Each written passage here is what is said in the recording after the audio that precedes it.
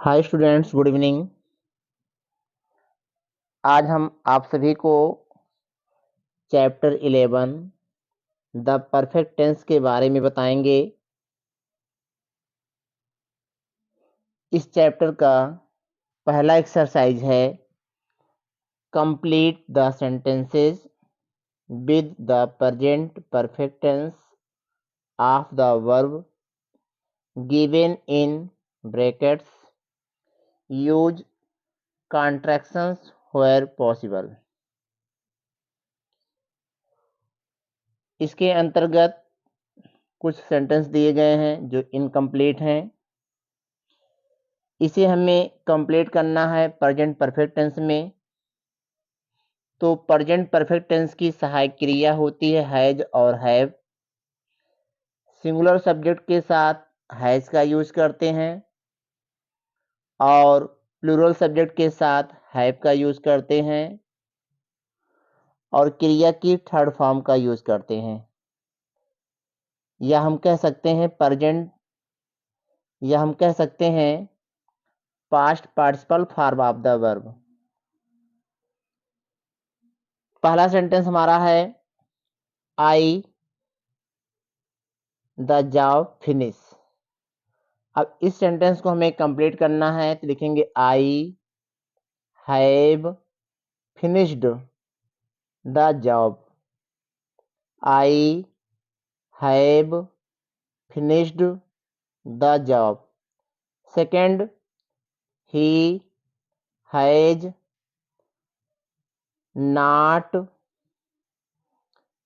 Returned from work yet. He has not returned from work yet. C number है have you had. यहाँ पे have का third form had हो जाएगा तो लिखेंगे have you had your breakfast. अगला क्वेश्चन है you have never offered any help. Next, our team has won the first prize। Last sentence है Jennifer has acted in several movies. Second exercise है complete the sentences with the past perfect tense of the verb given in brackets। use contractions where possible। Past perfect tense की सहायक क्रिया had होती है। कर्ता हमारा चाहे सिंगुलर हो या प्लूरल, सभी के साथ हैड का यूज करना है और परफेक्ट टेंस में क्रिया की थर्ड फॉर्म का यूज करते हैं। तो इस एक्सरसाइज में कुल मिलाकर के सिक्स सेंटेंस दिए गए हैं। इन सभी में हमें कर्ता के बाद हैड का यूज करना है। अगर सेंटेंस इंटरोगेटिव होगा तो हैड का यूज करना है सब्जेक्ट के पहले और क्रिया की थर्ड फॉर्म का यूज करेंगे। तो पहला सेंटेंस है after he had packed PACKED packed his clothes and shoes in a suitcase. He packed the vest in tissue paper. Second है Sarla helped her grandma to cook food because her mother had gone to Mumbai the day before। तीसरा sentence interrogative है, यहाँ लिखेंगे had he learnt LEARNT learnt French before he went to France. Question number D, we were hungry because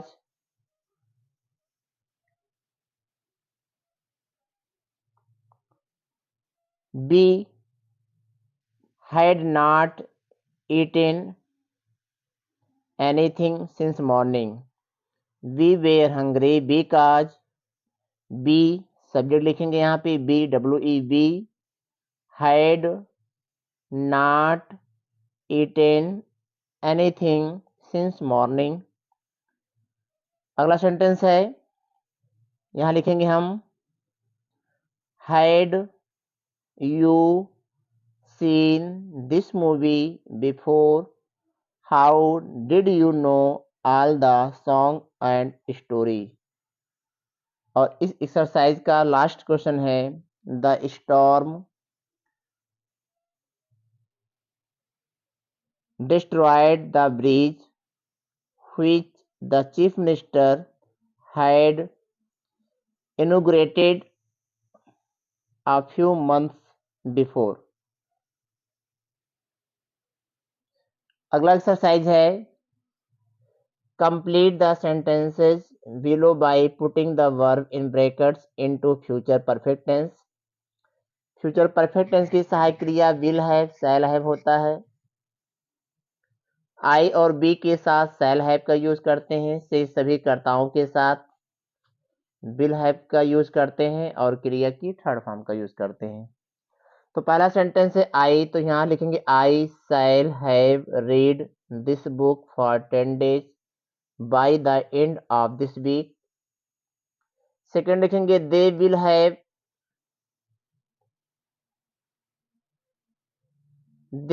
have been, be का third form been, married for 25 years by the end of this month. तीसरा है do you think you will have finished your work by the time I get back. चौथा sentence है by the end of this month I shall have worked on this project for a year. अगला sentence है do you think you will have launched your product by the end of this month. Next question है I suppose you will have made MEDE made all the preparation for the annual functions by the end of June. अगला sentence है they will have waited for the chief guest for an hour. Next sentence by 2025 we shall have lived in Delhi for 25 years. He will have got his book published by the end of the year. और last sentence है will you have finished the construction of the bridge by next month. अगला exercise है question number 4, choose the correct form of the verb out of the following. यहाँ पर कुछ sentence दिए गए हैं और सभी सेंटेंस के 4 ऑप्शन दिए गए हैं और उन चारों ऑप्शन में एक ऑप्शन सही है। जो ऑप्शन सही उसी को हमें टिक करके यहाँ पर फिल इन द ब्लैंक में फिल कर लेना है। तो पहला सेंटेंस है आई माई होमवर्क एट। यहाँ पे हमें देखना है कि इसमें क्या फिल किया जाएगा।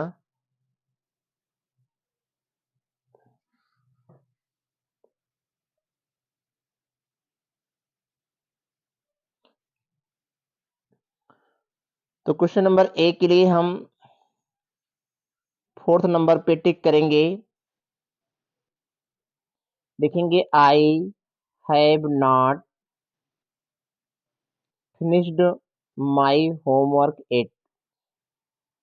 ए के लिए हम ऑप्शन 4th को सेलेक्ट करेंगे। सेकंड है my father is on the way, he has not arrived home yet. यहाँ पे हम बी के लिए ऑप्शन सेकंड को चूज करेंगे, हैज नॉट अराइव्ड। अगला सेंटेंस है Sarah thought she had been to that zoo before. यहाँ पे हम हैड बीन का यूज करेंगे। चौथा सेंटेंस है Melissa and Mike will be exhausted, they will not have slept for 24 hours। अगला question I have never been to Paris. Question number F we arrived at 8:05 but the train had already left. यहाँ पे हम had को select करेंगे।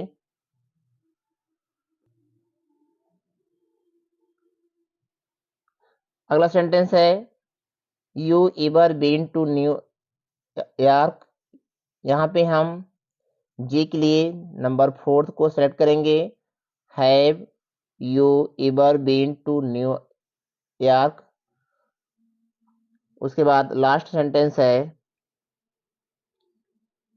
You will have received the bill by the time the items arrives. पांचवा exercise identify grammatical mistakes in the following perfect tense sentences making the sentence as either correct और incorrect. इसमें हमें बताना है कि कौन सा सेंटेंस राइट है और कौन सा सेंटेंस रॉन्ग है।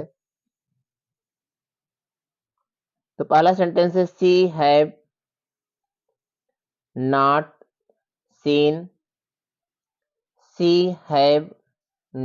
Scene the new movie 8। यह सेंटेंस गलत है, इनकरेक्ट है, क्योंकि सी के साथ हैव का यूज नहीं होता है, यहाँ पे हैज का यूज होना चाहिए, इसलिए यह सेंटेंस हमारा पहला इनकरेक्ट है। सेकंड है Willy has not ate his carrots yet. यह सेंटेंस भी गलत है हमारा, क्योंकि यहाँ पे हैज के साथ थर्ड फॉर्म का यूज किया जाता है, यहाँ पे सेकंड का यूज किया गया है, तो सेंटेंस बी भी हमारा इनकरेक्ट है। तीसरा the mechanic will have just repaired the boat. यह सेंटेंस हमारा राइट है, करेक्ट आंसर है, सी हमारा करेक्ट है। डी को सुनिधि हैज लर्निड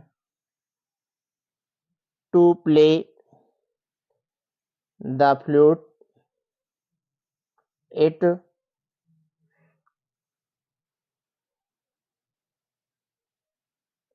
यह सेंटेंस हमारा राइट है, करेक्ट है, इसलिए यहाँ पर हम सामने इसके लिखेंगे करेक्ट।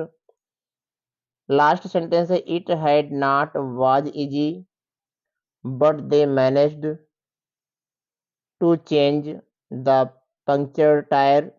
यह सेंटेंस हमारा रॉन्ग है, क्योंकि इसमें दे के बाद कोई सहायक क्रिया नहीं, यहाँ पे हैड होना चाहिए। इस तरीके से ए, बी और ई ये 3 सेंटेंस हमारे रॉन्ग हैं, सी और डी ये दोनों सेंटेंस हमारे राइट हैं। Thank you.